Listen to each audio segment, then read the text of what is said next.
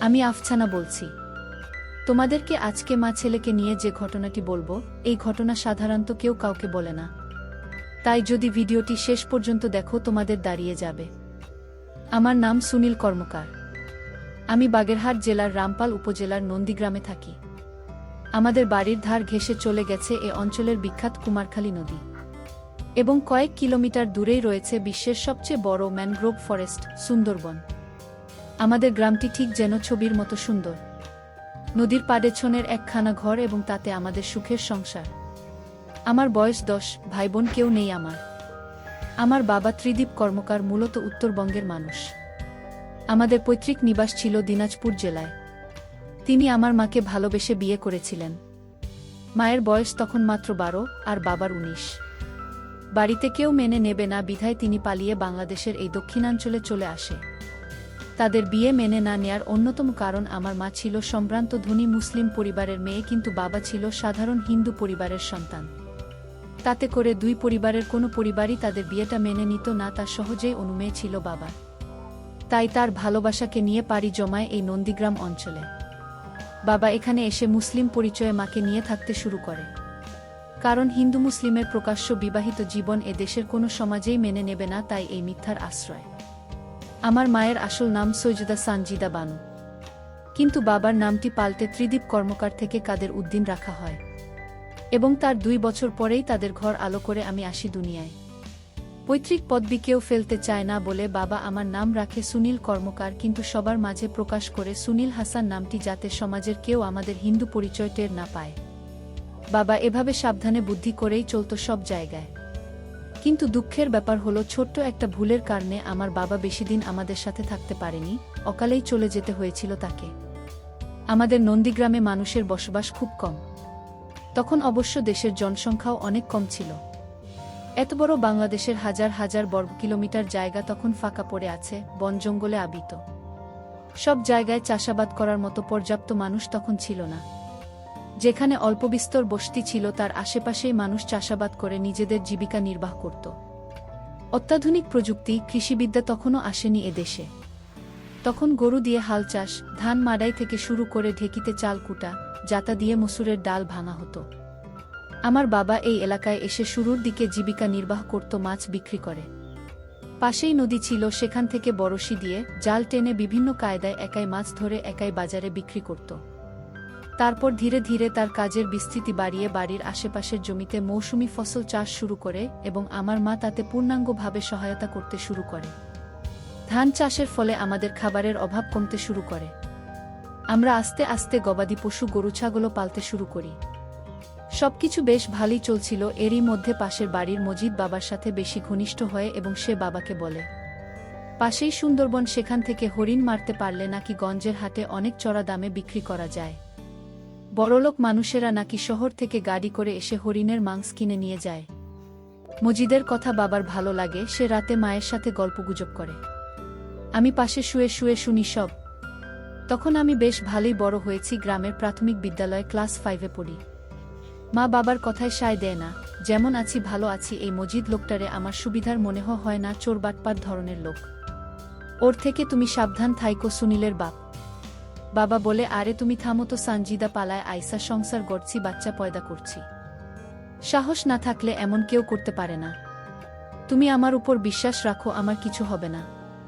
মা মুখ গোমড়া করে শুয়ে থাকে, বলে, তোমার একটু বেশি সাহস। তোমার সাথে থেকে আমার জীবনটা এমন হইল। আমার বাপ আমারে কত বড় ঘরে বিয়ে দিত, অল্প বয়সে তোমার প্রেমের ফাঁদে পড়ে এখন আমার এই দশা। তুমি কোনো কথা শোনো না আমার। মায়ের এমন অভিমানী কথা শুনে বাবা মাকে ধরার চেষ্টা করে।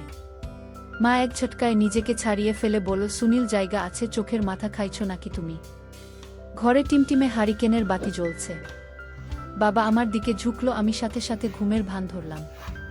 আমার এই সময়টা খুব অবাক লাগে। বাবা মা ঠাকুর ডুবায় প্রতিদিন দেখতে পারি না, যেদিন জেগে থাকি সেদিন দেখি। আমি মায়ের পাশে চোখ বন্ধ করে শুয়ে রইলাম।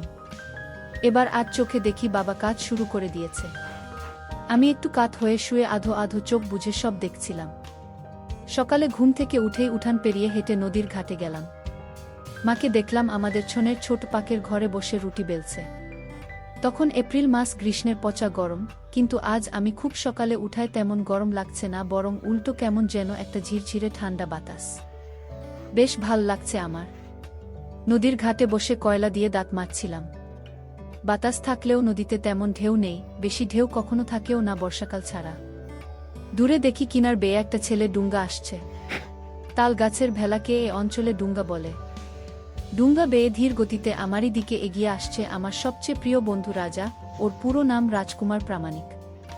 সকাল সকাল ওকে দেখে কেন জানি না খুব খুশি লাগল আমার।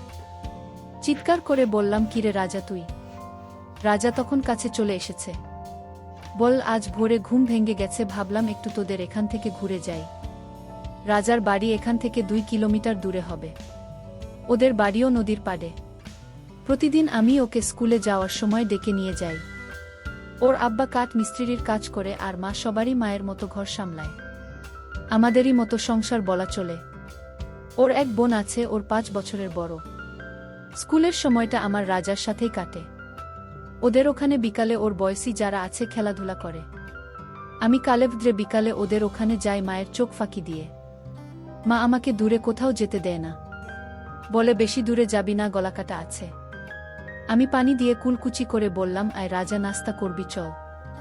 রাজা না করল না, দড়ি দিয়ে ডুঙ্গা বেঁধে উপরে উঠতে লাগলো। বললাম, কিরে, এক কথায় রাজি হয়ে গেলি? ডুঙ্গা না পেলে তোর বাবা তোকে মারবে না?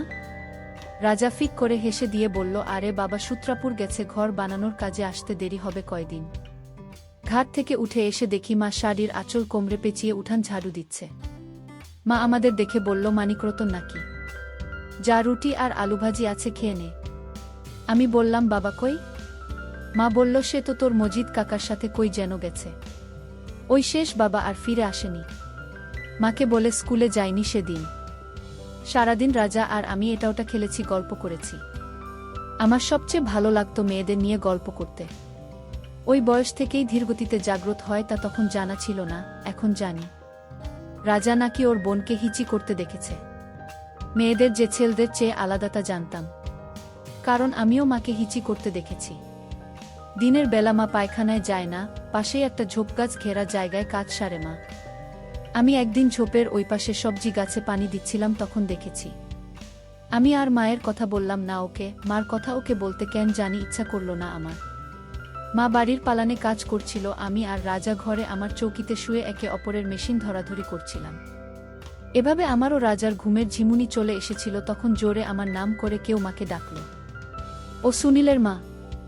সুনীলের মা। ঘর থেকে বেরিয়ে দেখি পাশের গ্রামের কালা ব্যাপারী চিল্লায় বলতেছে, সর্বনাশ হয়ে গেছে গো বইন, সুনীলের বাপরে বাঘে খাইছে।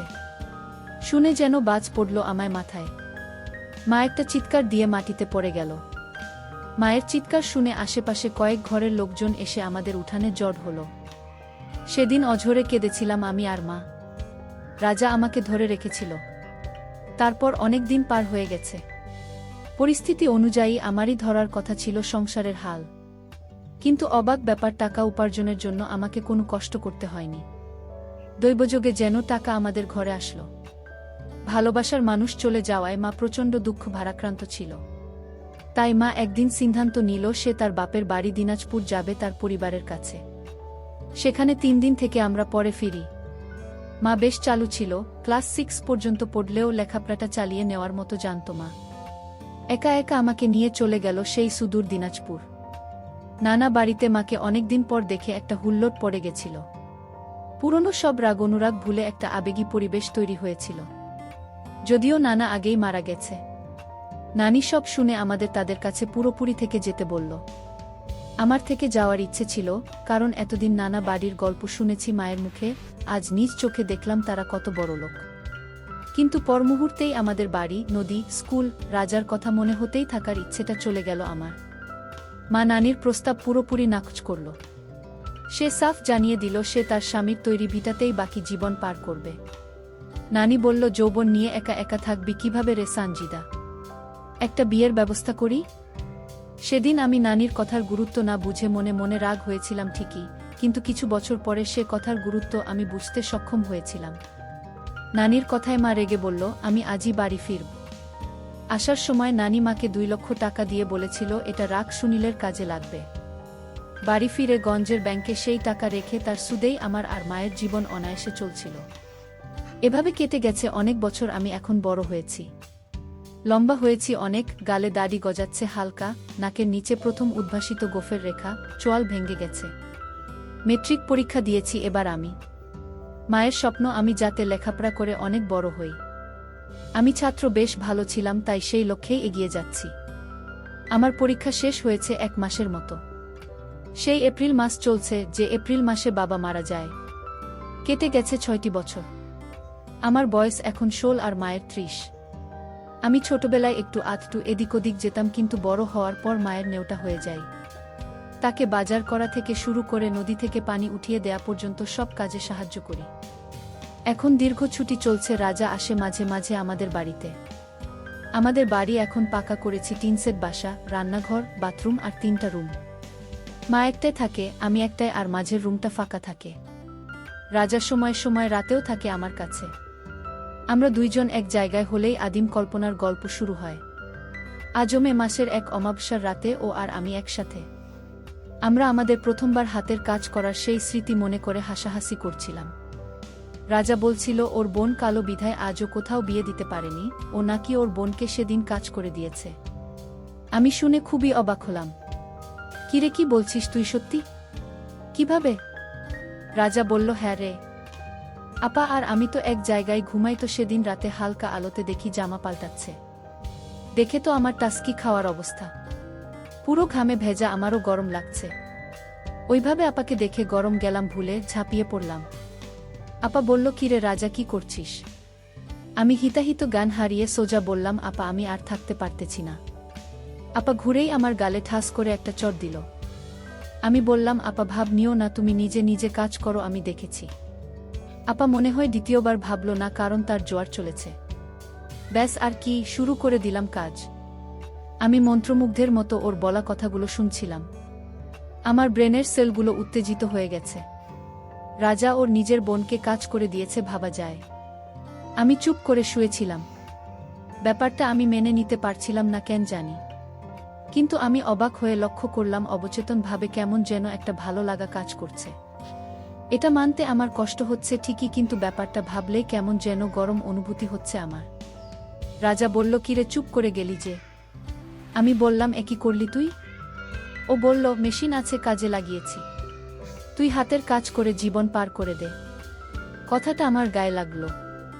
মনে মনে আমার কাজ করার জন্য তীব্র আকাঙ্ক্ষা তৈরি হলো, রাগও লাগলো কেমন জানি। মনে হলো এখুনি হাতের কাজ করে নিই, কিন্তু কি মনে করে গেলাম না। তারপর কখন যে ঘুমিয়ে পড়েছি মনে নেই। সকালে ঘুম ভাঙল বেলা 10টায়। আডামোডা ভেঙে আরও খানিকক্ষণ শুয়ে রইলাম। তারপর হঠাৎ মনে হলো, আরে রাজা গেল কই? মনে হয় অনেক আগেই উঠে গেছে। রাজাকে ডাকতে ডাকতে উঠোনে বেরিয়ে আসলাম। মা বলল, নবাবজাদা উঠেছেন নাকি? সকালে উঠতে দেরি হলেই মা আমাকে এটা বলে। আমি মায়ের কথায় একটু হাসলাম। বাইরে সোনারোদ ঝলমল করছে, আশেপাশে সবুজ প্রকৃতি, পাখির কিচিরমিচির ডাক। ওদিকে নদীতে জোয়ারের পানি আসছে। আর কদিন গেলেই নদীর পাড়ে আমাদের মরিচের ছোট ক্ষেতটা ডুবে যাবে। তার আগেই মরিচগুলো তুলে ফেলতে হবে। আমি ঘাড় নিচু করে হেঁটে মায়ের কাছে গেলাম, কারণ উঠানে বড় পাটকুড়ির জাংলা দেওয়া, তাতে চিচিঙ্গা গাছ লাগানো। লম্বা লম্বা সবুজ চিচিঙ্গায় সাদা ডোরাকাটা দেখতে খুব ভালো লাগে। অনেক ধরেছে গাছে, কয়েকটার সাথে মাথায় গুঁতো খেলাম। মা জামরুল গাছ তলায় পাটি বিছিয়ে বসে কাঁথা সেলাই করছে। আমার মায়ের অনেক গুণ। সে কাঁথা সেলাই, খেজুর পাতার পাটি বুনানো, ছবি আঁকা, রান্নাবান্না সব কাজেই পটু। দক্ষ হাত তার, অল্প বয়সেই রপ্ত করেছিল সে এসব। ও মা, রাজা কই? মা বলল, ও তো অনেকক্ষণ আগেই চলে গেছে, বলল বাড়ি ওর বাবার সাথে নাকি কি কাজ আছে। আমি একটু মঞ্চক্ষুণ্ণ হলাম। ধুর, এই লম্বা ছুটি সবসময় একা একা ভালোও লাগে না, ও থাকলে ভালো হতো। যাই হোক, আমি ফ্রেশ হয়ে খেয়ে দিয়ে মায়ের পাশে এসে পাটিতে বসলাম। বলল, রেজাল্ট দেবে কবে আব্বু? মা আমাকে আব্বু বললে এত ভালো লাগে আমার। আমি বললাম, ঠিক নাই মা, সময় হলে স্কুল থেকেই জানাবে। আমাদের বাড়ির আঙিনার আশেপাশে আর কোনো বাড়ি নেই বললেই চলে, বেশ খানিকটা দূরে সেই মজিদের বাড়ি, যার কূট বুদ্ধিতে পড়ে বাবা চলে গেছে আমাদের থেকে। ধার দেনা শোধ করতে না পেরে মজিদ বহু বছর হলো নিরুদ্দেশ। তীব্র বাতাস হচ্ছে, নদীতে বেশ বড় বড় ঢেউ, দেখে বোঝা যাচ্ছে বর্ষা আসছে। মা বলল, এই সুইতে সুতোটা গেঁথে দে দেখি। আমি কয়েকবার চেষ্টা পর সুই সুতো মায়ের হাতে দিলাম। মা আনমনে আবার তার নকশিকাঁথা সেলাই শুরু করল। বাতাসে কাঁঠাল পাকা ঘ্রাণ আসছে। আমাদের বাড়ির চারিপাশেই আম কাঁঠালের গাছে ছাওয়া, বাবার হাতে লাগানো গাছ সব। খেয়াল করলাম বড় বড় ঘাস হয়েছে চারিপাশে, যাক ভালো, বর্ষায় অন্তত কাদায় প্যাচপ্যাচে হবে না তাতে। মা বলল, যা তো নদী থেকে এক ঘড়া পানি এনে রাখ। টিউবওয়েলের পানিতে আয়রন, আমাদের রান্নাবান্না নদীর পানিতেই হয়। আমি উঠে গিয়ে ঘড়া নিয়ে আনমনে নদীর ঘাটের দিকে হাঁটতে লাগলাম। হঠাৎ করেই আমার কালকে রাতে রাজার বলা ওর বোনের সাথে ঘটে যাওয়া ঘটনা মনে পড়ে গেল। আবার আমার কেমন যেন লাগতে শুরু করল।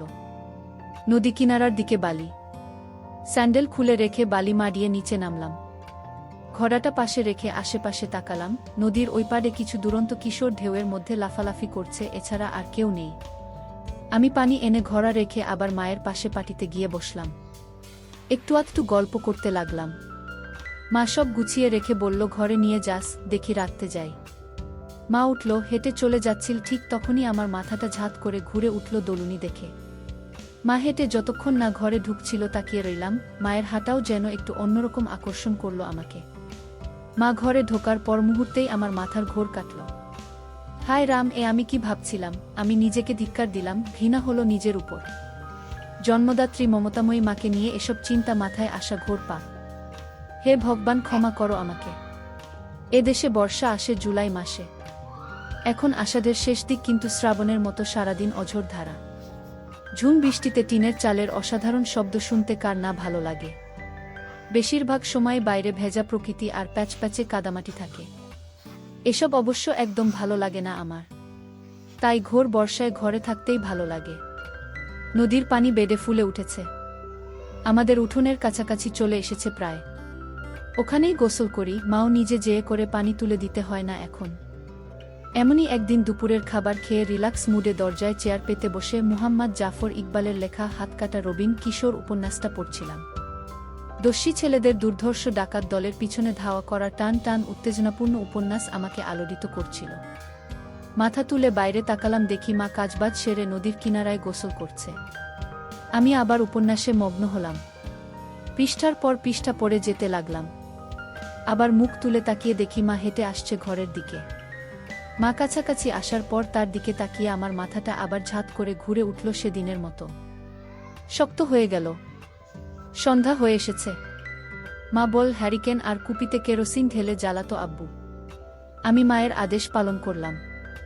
তখনও ভিতরে জোয়ার সচল আছে পুরো মাত্রায়।